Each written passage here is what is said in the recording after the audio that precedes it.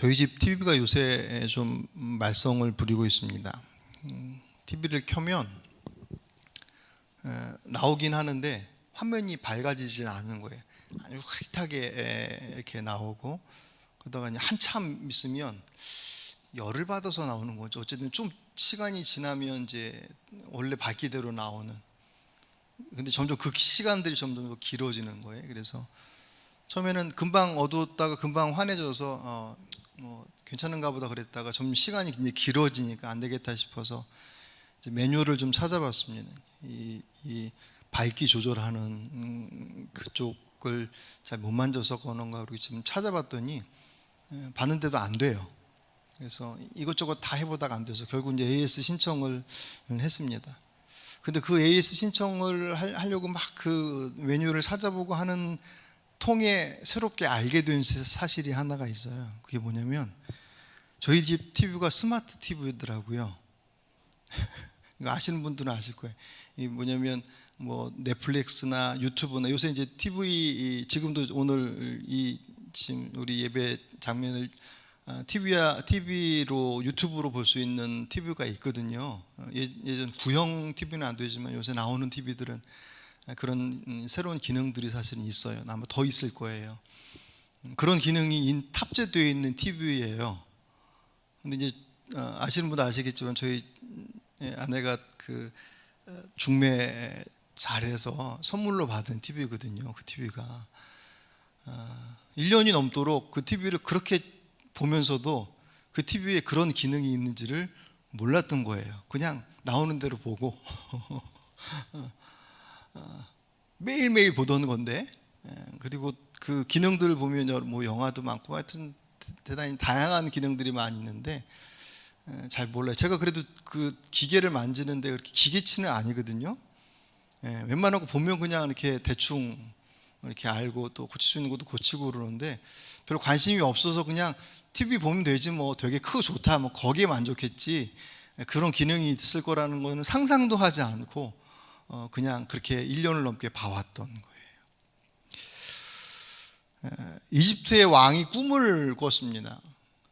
그 꿈을 꿨는데 두 개의 꿈을 연속으로 꿨어요. 우리가 방금 쭉 읽었던 내용이 이제 그 내용들이죠. 아침에 일어났는데 꿈의 내용은 생생해요. 근데 그 꿈이 뭘 의미하는지를 모르겠어요. 18절부터 24절까지 그 꿈 얘기거든요. 일곱 소가 나오고 뭐 건강한 소, 살진 소가 나오고 나중에 파리온 소가 와서 그 흉한 소가 일곱 살진 소를 잡아먹고 그 다음에 꿈 꿨더니 그 한 줄기에서 무성한 충실한 일곱 이삭이 나오고 조금 있다가 동풍이 불어서 마른 이삭이 나오더니 그것을 다 삼켜버리고 그런 그 꿈이에요. 우리가 그냥 보더라도 되게 명료하잖아요. 근데 몹시 기분이 나쁘는 거예요. 아침에 일어나는데 꿈의 내용은 잘 모르겠는데 몹시 기분이 나쁘고 그 나쁜 것은 그냥 좀 찝찝하다 정도가 아니라 성경에서는 번민이라는 단어를 썼습니다. 그 바로가 그 꿈을 꾸고 나서 대단히 뭔가 의미가 있는 꿈인데 그냥 꿈이 아닌데 분명 의미가 있는데 도대체 뭘까 고민하다가 결국은 이제 이집트 최고의 지식인들로 구성되어진 점술가 그리고 뭐 그 해몽하는 사람들이 있거든요. 그 사람들을 다 불러들였는데도 불구하고 해몽을 못하는 거예요. 근데 여러분 보시면 아시겠지만 바로가 꿈이 해몽을 못할 정도로 그렇게 난해한 건 아니잖아요.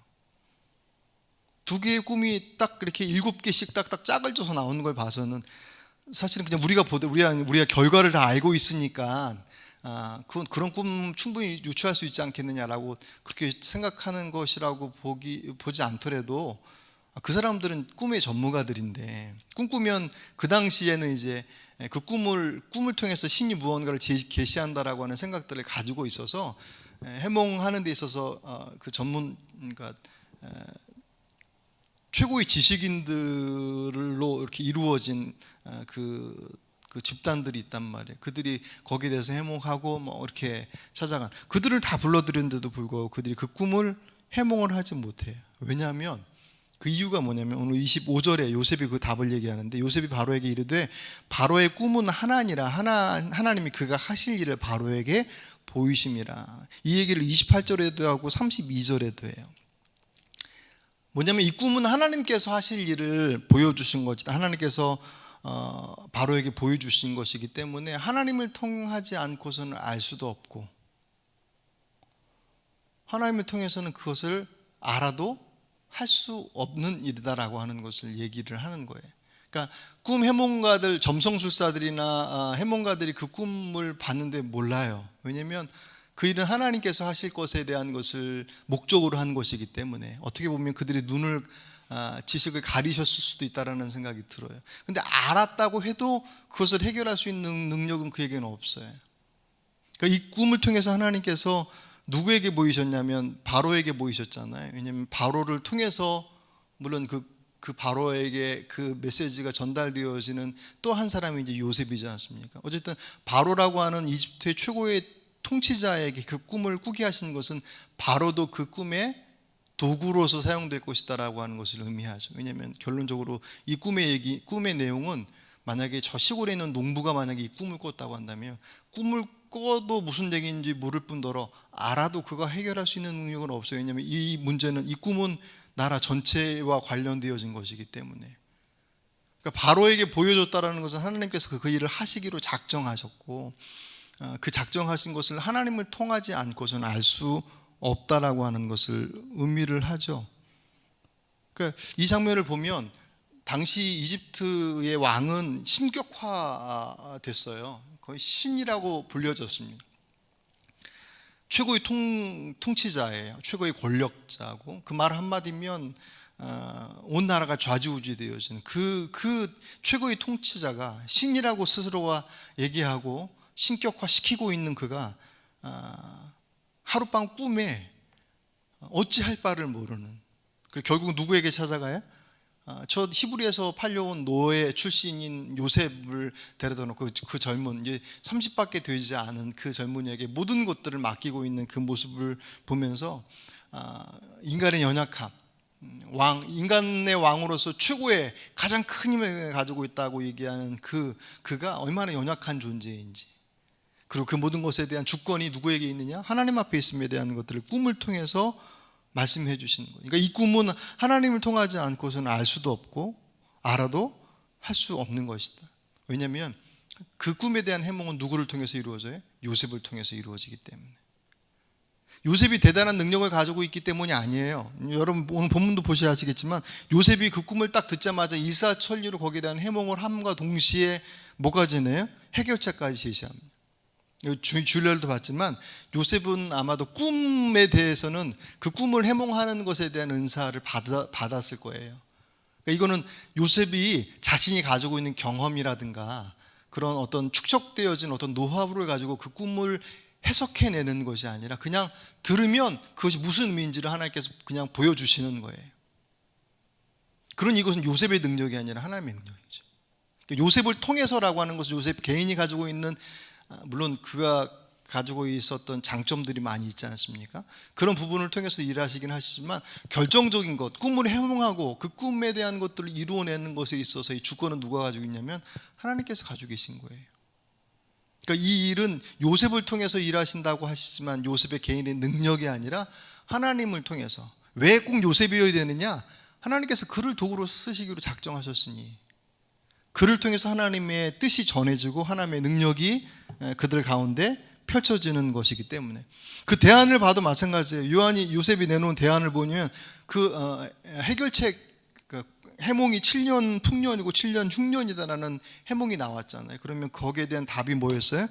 잘 준비해서 감독관을 세우고, 통치자를 해서 감독관을 세우고 7년 잘 구비했다가 나중에 7년을 준비하면 되겠다, 그렇게 얘기하는 그 해몽의 내용들을 보면 사실 그 해결책이라고 하는 것도 어떻게 보면 대단해 보이는 건 아니잖아요. 그냥 생각해낼 수 있는 것 아니겠습니까? 7년 풍년이 7년 흉년이면 잘 준비했다가 하면 되겠네 라고 그냥 툭 던지듯이 답을 낼 수 있을 만한, 그렇게 대단해 보이지 않는 해결책임에도 불구하고 이것만이 답이 될 수 있는 것은 뭐냐면 답을 알아도 할 수 있는 능력이 없는데요. 물론 그것을 준비하는 감독관이나 장관을 세우고 하는 것들은 다 그들의 몫이겠지만 결국 그 모든 과정 속에서의 하나님의 통치하심과 주권에 대한 부분들 없이는 그 일들이 불가능한 것이더라는 거예요. 그러니까 이 일은 하나님께서 그 꿈을 통해서 그들에게 말씀하시고 그 일을 요셉을 통해서만 하시게끔 하시겠다고 작정하신 것이죠. 그죠? 이 말씀을 보면서 그런 생각이 드는 거예요. 그때 하나님께서 요셉을 통해서 그렇게 하셨던 것처럼 그럼 이 시대에는 하나님께서 이 시대 안에 말씀하시는 것들을 세상의 여러 가지 환경과 여건과 내용들을 통해서 보여주시고 이끌어 가시는 것들을 이 땅의 지식인들도 지혜자들도 알아서 그것을 준비하고 이끌어 가지만 오늘 본문에서처럼 요셉을 통해서만 할 수 있는 일을 주셨던 것처럼 이 시대 안에 그리스도인들에게만 그리스도인들을 통해서만 할 수 있는 일들을 우리에게 주시지 않겠느냐. 그것이 궁극적으로는 구원의 어떤 역할, 그죠? 복음을 전하는 역할들은 궁극적으로 그리스도인들만 할 수 있는 거잖아요. 그럼 지식을 전달하는 게 아니라 생명을 전하는 것이니까. 생명이 없는 사람이 생명을 전할 수는 없잖아요. 그것이 가장 대표적인 것이겠지만 그런 복음을 전하는 것 말고도 이 시대 안에 하나님께서 요셉을 통해서 그 안에 주의 뜻을 이루어가기 위해서 요셉을 택하시고 그를 통해서 하나님의 뜻이 전달되는 것처럼 이 시대에도 동일하게 하나님께서 그리스도인들을 통해서 왜 그리스도인들이 하나님을 바라보는 이 땅에서 유일한 존재들이니까 저와 여러분이 이 땅 위에 하나님의 뜻을 이루는 데 있어서 그분의 뜻을 통과시킬 수 있는 유일한 존재라고 하는 건 그것은 우리의 능력의 여부가 아니라 우리의 믿음, 그분을 향한 믿음 때문에 우리가 갖게 되어진 어떻게 보면 특별한 사명이죠. 지금 코로나19라고 하는 상황들 앞에서 볼 때도 마찬가지입니다. 이 상황들을 보면서 이 땅에 가지고 있었던 세상의 힘이라고 하는 것이 얼마나 허망하고 부질없는 것인지를 사실은 그대로 노출했지 않습니까? 뭐 선진국이라고 얘기하는 그 나라들 어느 하나 코로나19로부터 자유로운 나라, 자유로운 건 둘째치고 더 어려움 가운데 있잖아요. 미국 같은 경우는 그 오만한 통치자로 인해서 그 나라가 더 복잡해지고 더 무기력하게 도탄에 떨어져 있는 것들을 보게 됩니다. 과학자든 의사든 어쨌든 몸부림치면서 뭐 치료제도 백신도 만들려고 하고 있지만 시간이 걸려야 되는 부분들이고 어쨌든 기다리고 있으면 그 애씀을 통해서 결과들은 나오긴 하겠지만 여러분 그 과정들을 통해서 인류가 얼마나 무기력한지를 사실은 그대로 보여주시는 거란 말이죠. 우리가 그것을 경험하는 것이고 마치 바로가 그 당시 최고의 권력자로서 신처럼 인정받던 그 존재가 꿈 하나에 무기력하게 무너져 있어 어찌할 바 모르는 그 모습과 흡사 다르지 않습니다. 하나님께서 오는 이 시대에 그리스도인들을 통해서 이루실 주님의 일이 있지 않겠느냐. 그 일은 그리스도인이 할 수 있다라고 하는 것은 우리가 가지고 있는 능력이 특별하기 때문이 아니라 우리가 그분의 뜻에 주목하고 있기 때문에 우리에게 주신 우리의 사명이 우리의 몫이라는 거죠. 그게 도대체 뭘까? 그게 어떤 특별한 오늘 요셉이 꿈꿨던 것처럼 꿈을 해몽하는 것처럼 어떤 특별한 어떤 사건이나 내용들에 대한 부분일 수도 있겠지만 그리스도인으로서 이 땅에서 살아가는 삶의 기준과 또 삶의 방식들의 모습들도 다 사실 다 그와 같은 것들을 의미를 하죠. 다 들어갔죠. 오늘 굳이 특별 기도회 이 저녁 기도회 이름을 다니엘 세일의 특별 기도회라고 이름 지은 것은 물론 다른 교회에서 이미 하고 있는 기도회 이름이기도 해요. 그런데 이 본문의 배경이 이 제목에 다니엘 세일의 기도회라고 하는 것이 나온 배경이 어디냐면 다니엘서 10장이에요.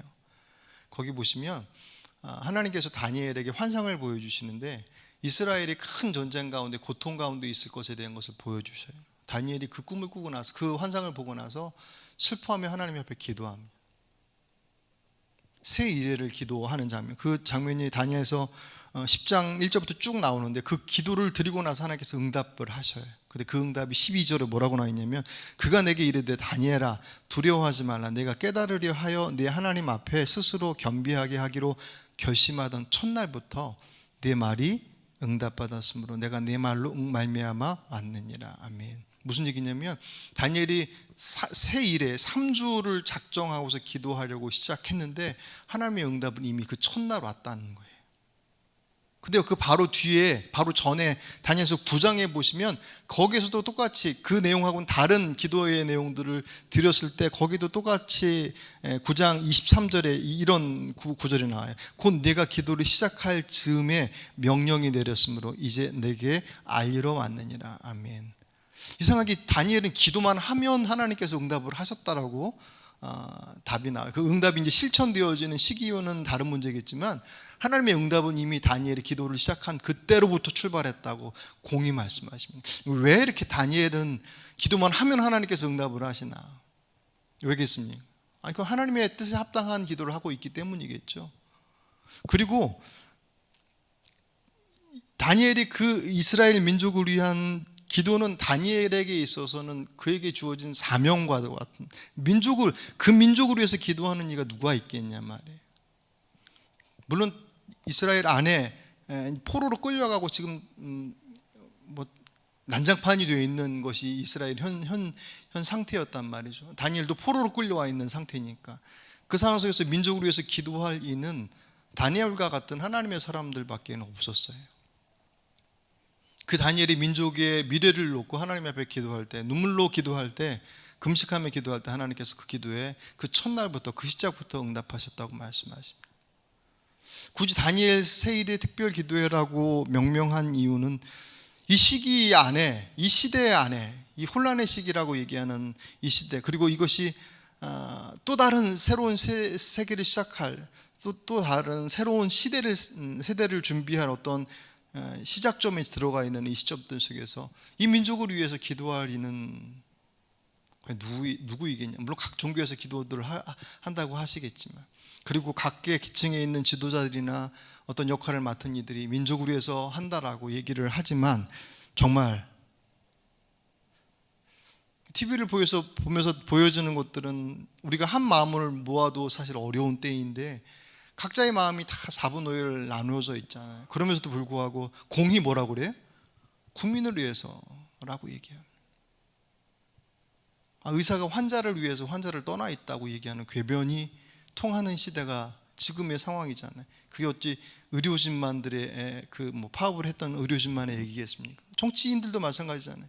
국민들을 위해서라고 얘기하는데 결국은 고통받는 현장 속에서의 대상들은 국민들이고, 정치인들, 의료, 각계 지도자, 심지어는 종교계까지도 주님을 위한 것이라고 얘기하는데 그 안에는 주님을 위한 것이 아니라 그들이 가지고 있는 정치적인 입장과 그들의 이속과 여러 가지 것들이 혼탁하게 뒤섞여져 있는 것이 작금의 이 시대, 우리가 지금 바라보고 있는 2020년 9월에 이 대한민국의 모습입니다. 민족을 위해서 누가 기도하겠습니까? 이 민족을 향한 하나님의 뜻을 위해서 기도할 수 있는 이들은 다른 이들이 아니라 바로 저와 여러분과 같은 그리스도인 아니고서는 이 민족을 향한 하나님의 뜻을 위해서 놓고 기도할 이는 아무도 없습니다. 그것이 우리에게 주신 우리의 사명이죠. 하나님께서 우리를 통하여서 이루시고자 하시는 그것이 얼마나 거창한 것이냐라고 하는 더 적극적이고 더 풍성한 어떤 것들을 얘기하기 이전에 우리의 지금의 상황들을 놓고 우리의 모습들을 온전히 이끌어갈 수 있기를 위해서 기도할 수 있는 유일한 존재는 그리스도인밖에 없습니다. 세상이 아무리 조롱하고 또 뭐라 얘기할지라도 그것이 우리들이 부족함 때문에 나타나는 비방이고 비난일지라도 어찌든 하나님께서 우리에게 맡겨주신 가장 거룩한 사명이니까. 그래서 이 3주 동안 여러분 특별히 기도하실 때 먼저 우리가 우리의 모습들로 좀 회개하며 기도해야 할 때입니다. 정말 주의 뜻을 바라보며 그분의 뜻이 이 땅 위에 실현되어질 것을 위해서 살아야 할 교회와 성도가 그렇지 못해서 때로는 정치적인 입장에 이리저리 휘둘리고 우리가 가지고 있었던 그동안에 이렇게 딱 고집해 왔었던 전통 속에서 벗어나지 못하고, 정말 주의 뜻이 무엇인지에 대한 것보다는 우리가 지키고 있었던 것들을 더 곤고히 지키고자 하는 것에 더 혈안이 되어 있는 것처럼 보여지는 이 시대의 모습들이 과연 다른 교회들에 대한 것들이겠냐, 결국 우리들의 문제라는 거죠. 그래서 먼저 회개 기도하는 것이 우리에게 필요한 기도의 첫 번째 제목이어야 함을 이런 23주 동안 여러분 좀 집중적으로 기도하시길 바랍니다. 이 땅의 교회들이, 특별히 한국의 교회가 하나님의 뜻을 더 주목하고 우리가 바라보는, 우리들이 생각하는 주의 뜻이 아니라 정말 주님께서 우리에게 말씀하시는 것을 바라볼 수 있는 교회와 성도가 될 수 있도록 위해서 기도하시고, 두 번째는 이 코로나19라고 하는 상황을 위해서도 정말 기도해야 되겠죠.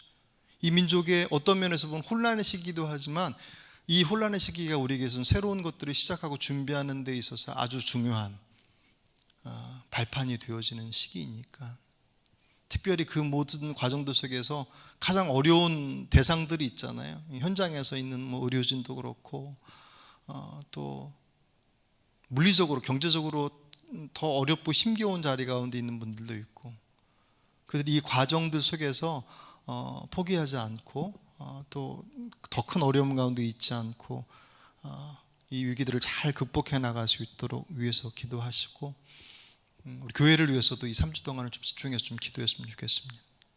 9월 말 뭐 우리가 재계약을 앞두고 있기 때문에 교회를 세워간다라고 하는 것이 교회 건물에 대한 부분들을 안정화시키는 거, 그것도 한 부분의 한 교회를 세워가는 하나의 한 부분이죠. 우리 아이들이 이곳에서 함께 예배하고 함께하는 그 좋은 공간들이니까. 근데 우리들이 교회를 세워간다라고 하는 것이 그냥 우리 외적인 건물로서의 교회를 안정화시키는 것이 목적이 아니라 그리스도의 몸으로서 교회가 세워져 가는 그 거룩한 과정 속에 우리가 있거든요. 우리 교회를 위해서 누가 기도하겠습니까? 물론 우리 교회에서 기도해 주시는 분 많아요. 생각보다 많이 있습니다. 하지만 정작 우리 교회를 위해서 기도할 사람은 우리 당사자들 아니겠습니까? 이 과정들이 우리에게 있어서 하늘빛 교회가 정말 하나님께서 기뻐하시는, 하나님께서 이곳에 부르셔서 세우시고 지금까지 또 앞으로 이끌어 가실 그 하나님의 몸된 교회로서의 모습들을 잘 세워갈 수 있도록 해달라고, 이 세 가지는 공통적으로 여러분 기도하시기 바랍니다.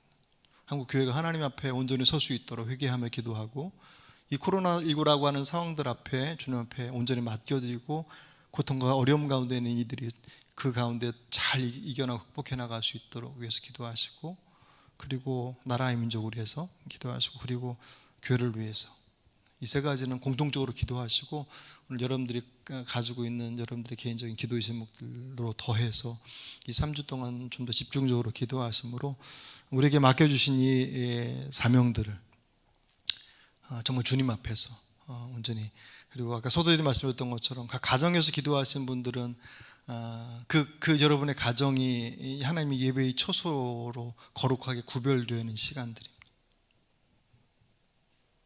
대단히 중요한 의미겠죠. 예전에 우리 어르신들이 속해드리면서 우리의 거실에 모여서 함께 예배드리며 그랬던, 그곳에서 함께 예배하고 함께 교제하고 함께 나눴던 이들이 믿음 안에 잘 커갔던, 그래서 그 가정의 공간이 주님의 귀한 거룩한 자리로 쓰임 받을 수 있었던 것처럼, 지금의 상황들은 어쩔 수 없는 선택이긴 하지만 그럼에도 불구하고 하나님께서 허락하신 지금의 자리 속에서 우리들이 지금의 가정이 온라인을 통해서 예배함으로 우리의 거실이, 우리 안방이, 우리 집이 하나님을 온전히 찬양하고 예배할 수 있는 그런 복된 그 기회가 되었습니다. 이 3주 동안 여러분에게 그런 기회가 되시고, 그 이후로 우리들의 신앙의 모습도 더 건강하게 세워져 갈 수 있도록 여러분들 기도하시는 이 다니엘 특별 세일의 특별 저녁 기도회가 되시길 주의 이름으로 축복합니다.